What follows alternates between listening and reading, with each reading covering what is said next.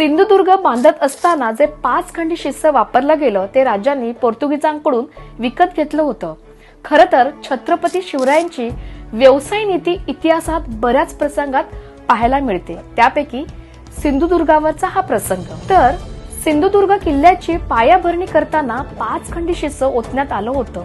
हे शिस्स पोर्तुगीजांकडून इम्पोर्ट केलं जात होतं. पण हा व्यवहार करताना खास लक्ष देण्याची सूचना एका पत्राद्वारे राजांनी केल्याचा संदर्भ इतिहासात सापडतो. राजांचा या पत्रात साधारण संदेश असा होता की या गोऱ्यांसोबत व्यवहार करताना सावधान. हे इकडचा घास फिरून पुन्हा उलट्या हाताने भरवतील. त्यामुळे शिस्स नीट मोजून घ्या आणि मगच त्याचा मोबदला द्या. याशिवाय त्यांनी बांधकामासाठी वापरली जाणारी रेती वाळू देखील गोड्या पाण्यात स्वच्छ धुवून मगच वापरण्याची सूचना केली होती.